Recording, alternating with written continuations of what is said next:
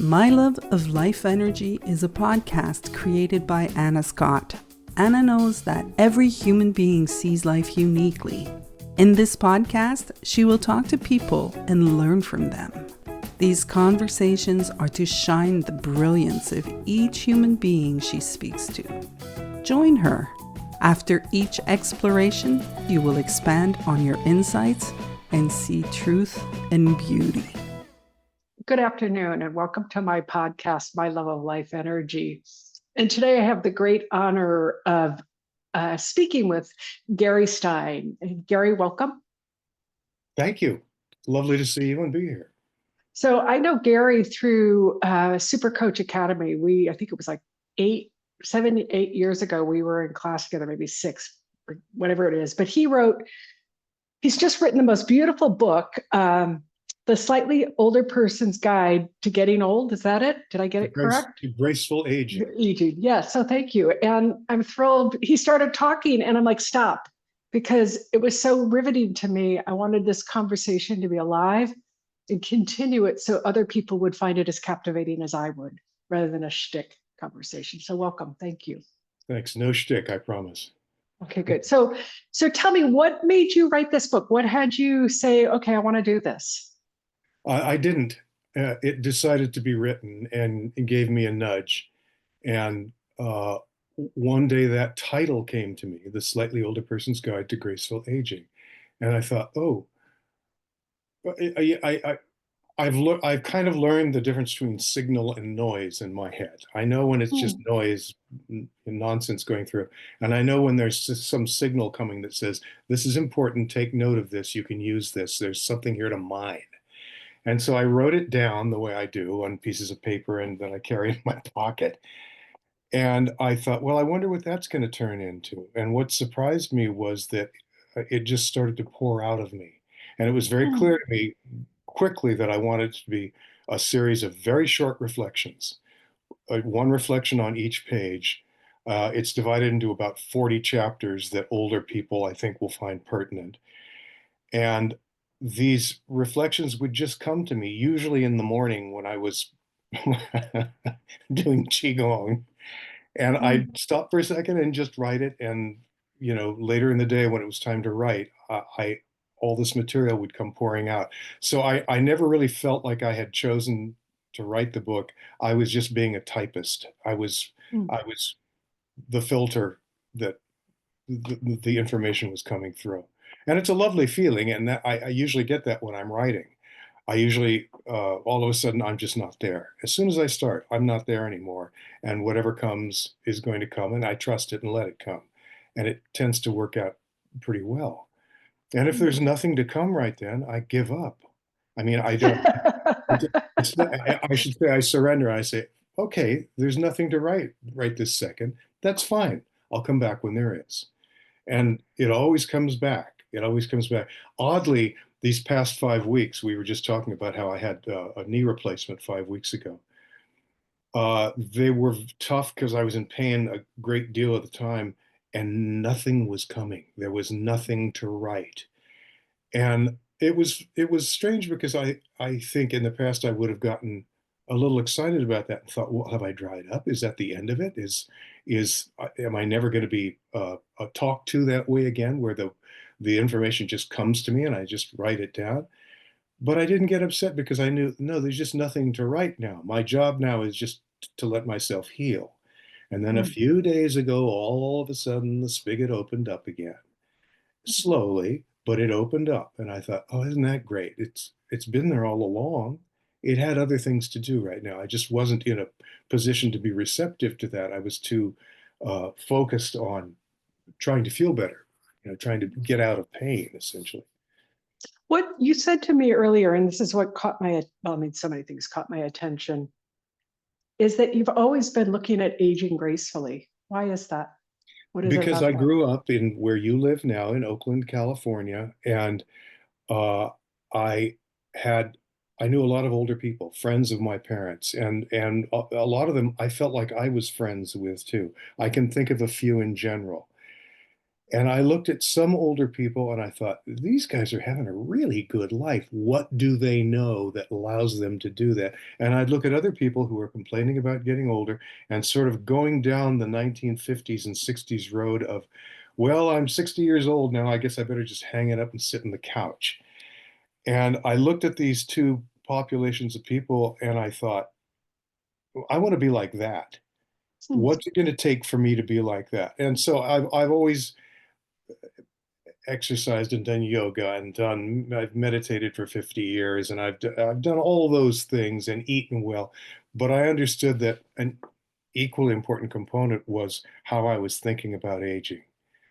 And so I just kept an eye on that. I use a story in my book. I was hiking up behind in Berkeley behind the University of California campus, behind what they used to call the School for the Deaf. And they're very steep hills, panoramic hill. It's up like this. I was 20 years old. I was going up this hill. I got to the top. There was an old hiker up there, an old guy who was probably the age I am now. He was 73 or 74. And I was surprised to see him there because it wasn't the kind of guy I expected. Those are steep hills. It's not some Yeah. easy trail up. And we started to talk, and this man was so alive. He was an old Hmm. Australian, and he talked to me about remembering being alive around the turn of the 20th century. And he Hmm. said, I grew up at a time when we would hear a motor car coming, and he called it a motor car. Hmm. And we would run from our station out to the road so that we could see this car and smell the petrol fumes. Wow. He was talking about a different life entirely. And then he said to me, I feel younger today than I ever had. And Hmm. I was kind of too young to know what he was talking about, but God, did I remember it. And I thought, Hmm. okay, boy, there's something there. And when I was writing that reflection, that the story of meeting that man, I thought, well, that's the case with me. I Hmm. feel younger now in my heart than I Hmm. ever have, younger than I did when I was 20. And what a gift that is. Well, I'd like to share that with people. And I'd especially like to share it with people who are not necessarily old yet, but are willing to face the fact that they're going to be, that they're on the road to that.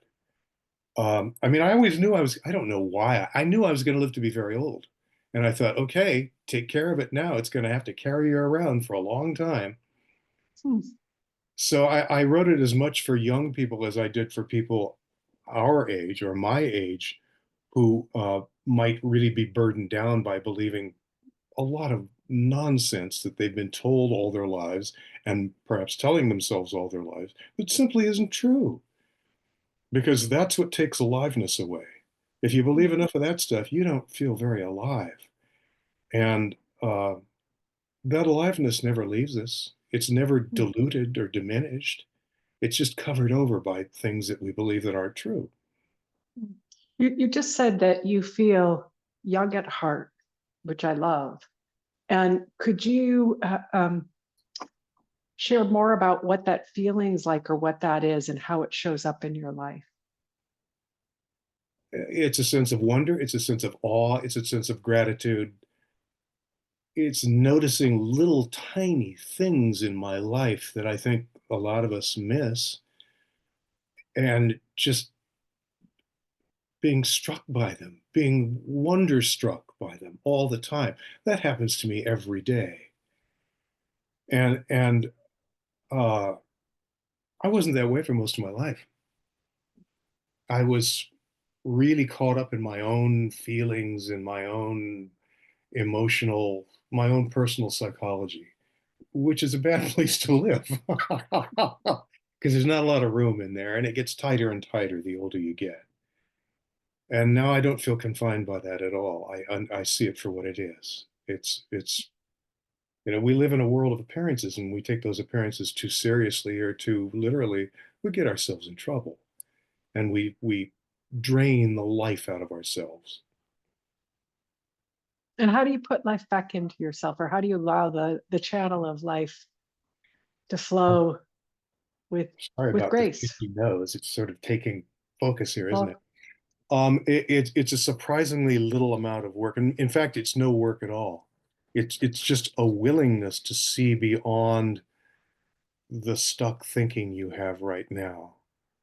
I mean, it happens to me every morning when I get up and walk into the kitchen, which is very, very bright and with a lot of windows and a lot of light, and just think, look at this beautiful day I get to live in.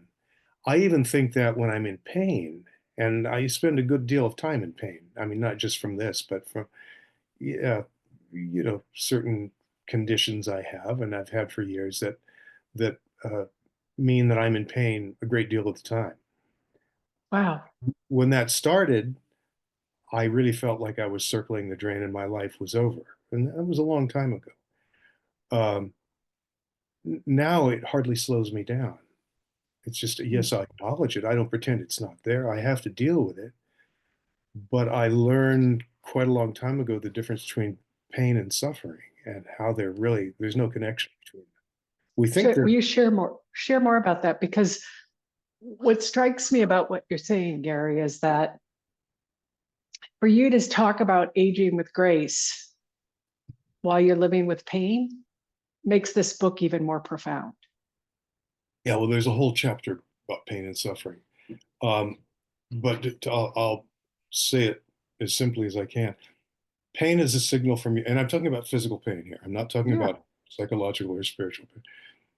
Pain is a signal from your body that something's out of whack, that something needs attention. Suffering is what your thinking is telling you that pain means. So can you ground that and give an example? Sure. Uh, well, I'll be very specific, and I don't talk about this very much anymore because I don't think it's that interesting, but it's kind of relevant now. I had Lyme disease almost 20 years ago, and one of the one of the recurring or remnant gifts from that is that I have a headache all the time. Mm. And it's been, I think, I, 13 years. Um, and for the first years of that, I was a mess. I couldn't work, I couldn't focus, I couldn't concentrate. I did a lot of time staring at the walls.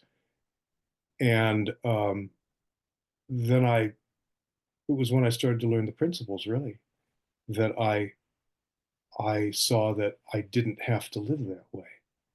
And I saw that most of the thinking that was coming to me that was about what pain meant was completely made up and completely untrue. And when I started to see that, it felt like a weight had been lifted from me. There's a huge difference between living in pain, even if it's long-standing, acute, intense pain, and living with pain and suffering. One is intolerable. The other is, well, I lead a nice life as far as I'm concerned. Would it be nicer to be not in pain? Sure. That's not available to me right now. Mm. So I go with what I got and I feel pretty good about it. And I Can don't I? feel like this is some sort of big concession I'm making. I think it's just a concession to reality, frankly.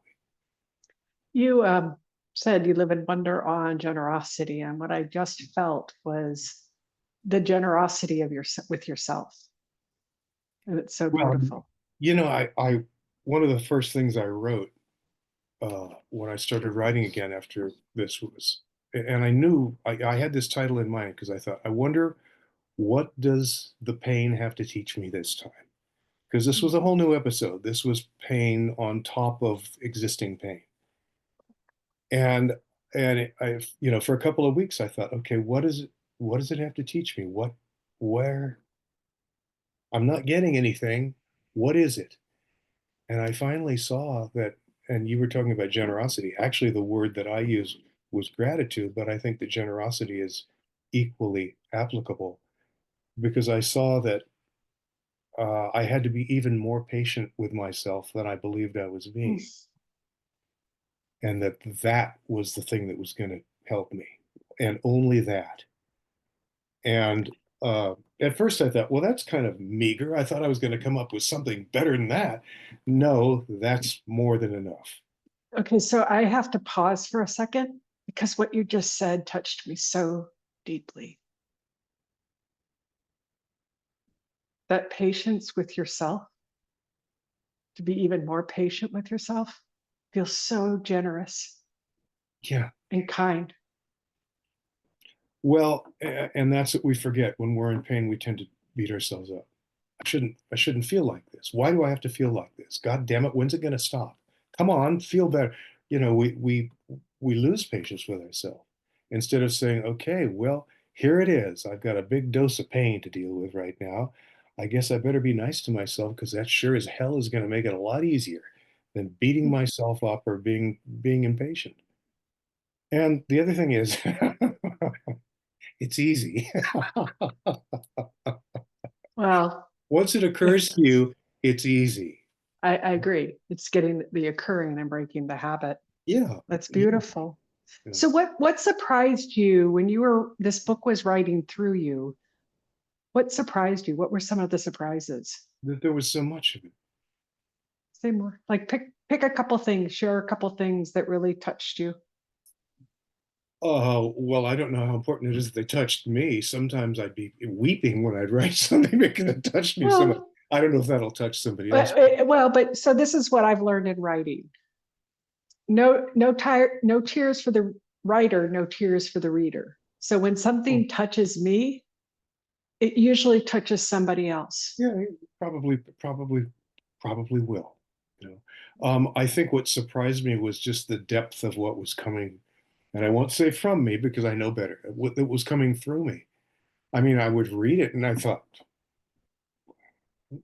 I wrote that.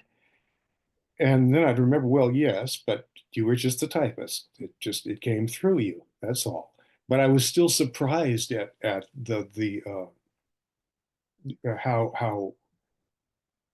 how rich it was and how it seemed to capture a particular feeling that I was trying to get.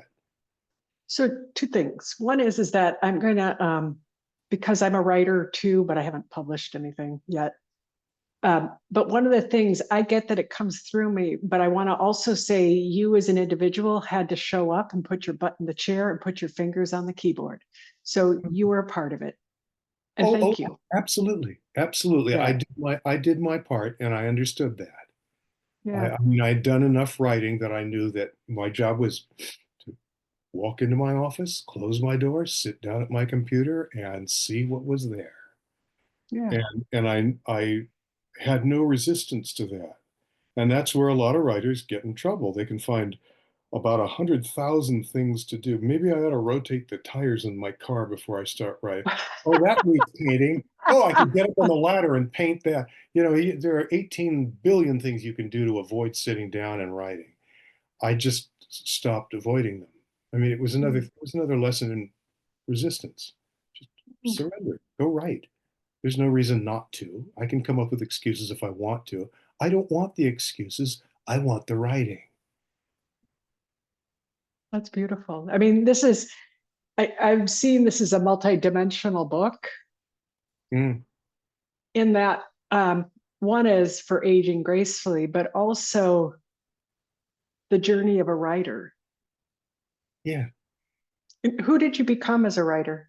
What have you seen you've become because of your writing? Wow, what a question.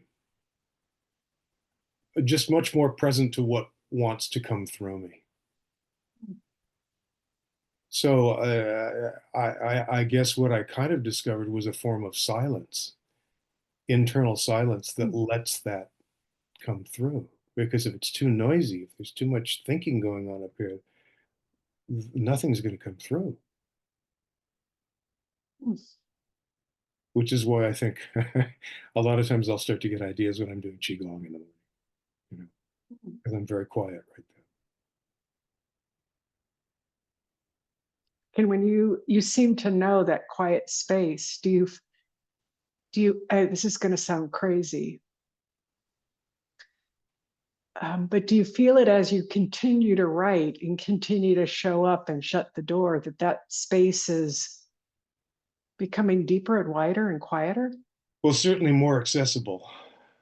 I don't know about Yes, I suppose if I look back and sort of chart my route the last years, it's become it feels deeper and wider and maybe quieter too. I don't know. I've always loved quiet. I've always been very comfortable with quiet. And I live in a place that's very, very quiet because Nina and I live way out in the country, and it's just it's quiet in a way that most people can't understand here. And I do love that. I love being around that. But I also know how to be quiet and have quiet when I'm not in a quiet place. Because I lived in Manhattan for 20 years and always lived in cities. Uh, so yeah, quiet is a thing that I gravitate toward. I Everything's waiting there where it's quiet.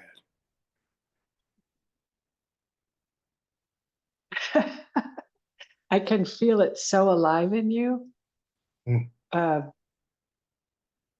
that it's. I study this thing called the gene keys, and it's a prophecy, and I've learned a lot. And you have right now you have the 24th gene key, which is silence, and the aliveness of silence, and I can feel it so alive in you. But you also have this 48th gene key, which is about wisdom, and you drop your bucket into this not knowing, and you see what shows up. mm. And that's And all it is, too. That's all it is. And anybody can do it. It's not some gift I have. It's something I've gotten used to and have become familiar with, but it's there for anyone who wants to do it. so I'm curious, in this aging gracefully, how does the silence um, play into that? Uh, Boy, you ask some really good questions, and they're things I would never think of.